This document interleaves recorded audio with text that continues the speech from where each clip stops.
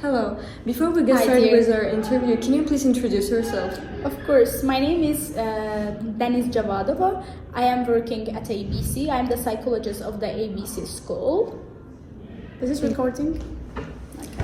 Hello, Miss. Can we interview you for a Global Perspective Team project? Hi, dear. Why not? Okay, so I'm going to ask you some questions. All right.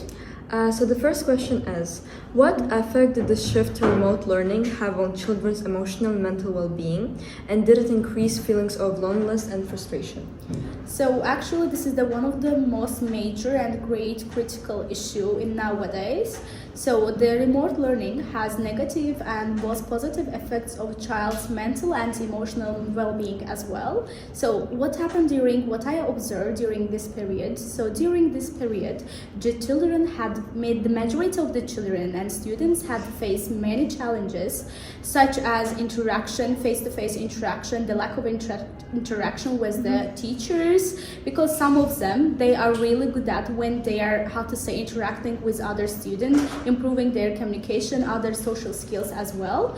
But during the online learning, remote learning, they couldn't access. That is the reason they just, felt really lonely. That's the reason it exposed them to feel alone. This create a feeling of loneliness and frustration as well. So actually there are some positive effects of remote learning as well. So during this period, they just saved their times. Instead of wasting their times going to the school and coming back, they just saved their times and using another important and significant, activities, such as preparing their another lesson, doing another activities, after school activities as well. So for me, but actually, if we are I was also, that period I also lived. So that's the reason from my experience, I can tell that there are more negatives. Drawbacks outweigh these benefits. So face-to-face interaction always works better rather than remote learning. But this COVID-19 period showed us, this is just one period, showed us in any situation we need to deal with. All the situation, what doesn't matter what happens, all the time we can find a solution to deal with and cope with, and we can educate. Doesn't matter what happens, we can find a way, a solution to educate, to study. So that's it. How about the next question? Okay, thank you so much.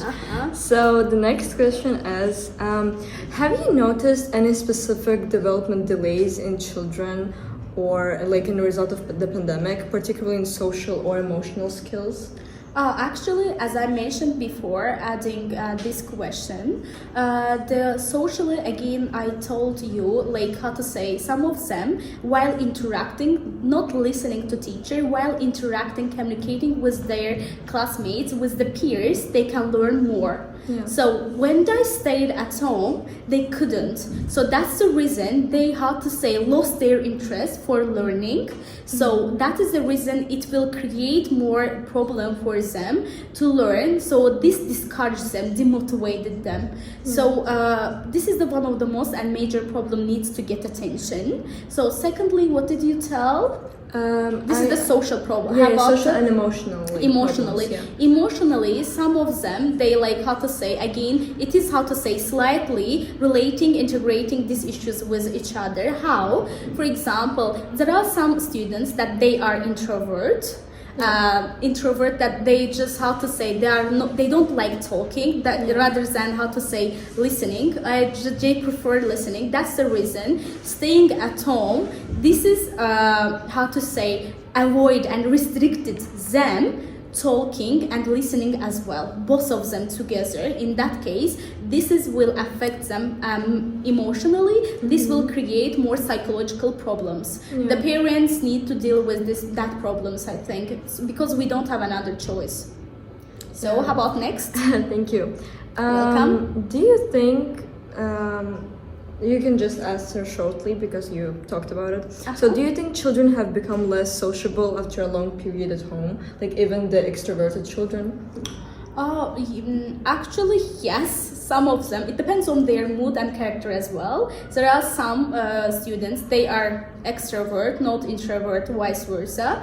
So it doesn't matter what happens, they are not going to lose their interest and demotivated, continue to their study. But the rest, even in the school, face-to-face interaction, face-to-face learning, they don't have interest, they don't have any interest on learning. That is the reason for them doesn't matter studying at home, or how to say, just face-to-face interaction in the school, online or offline lessons, so to say.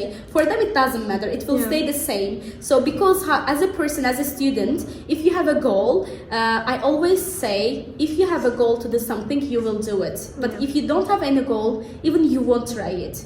So that's the reason it depends on the students' characters, their personality. So to say, like, it just only depends on their personality. If they have a goal, if they want to study, they will. Whatever, doesn't matter, they will always find a way, find a solution to deal with all the situation. It doesn't matter what happens, even if it is a pandemic, other things as well. Okay, thank you so much. And okay, so so I think the last question. Okay, all right, waiting for it.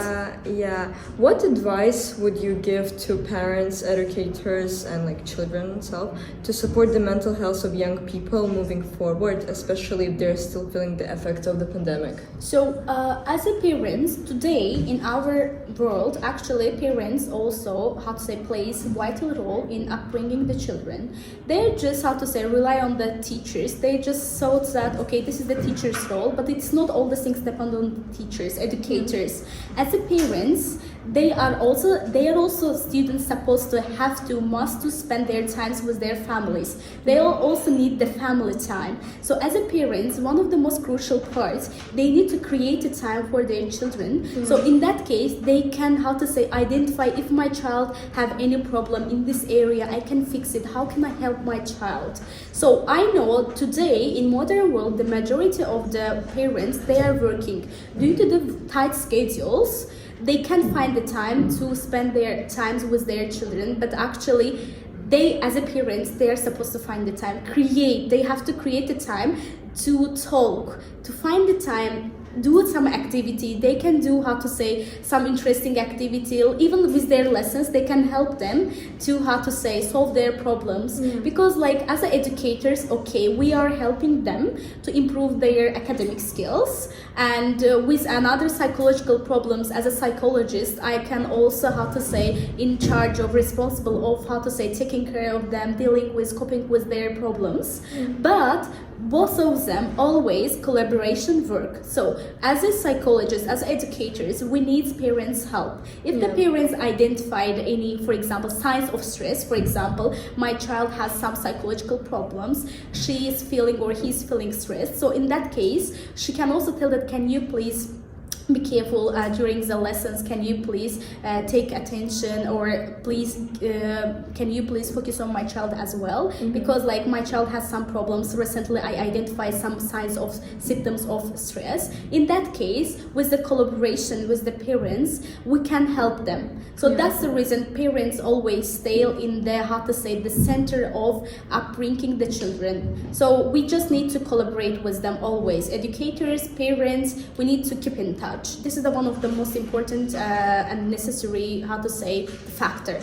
That's it. So what can I add? I have a lot of things to add. I talked a lot. I think it's already enough. Thank you so much, Miss. You're welcome. Thank you so much. Bye bye. Have a nice day. You too.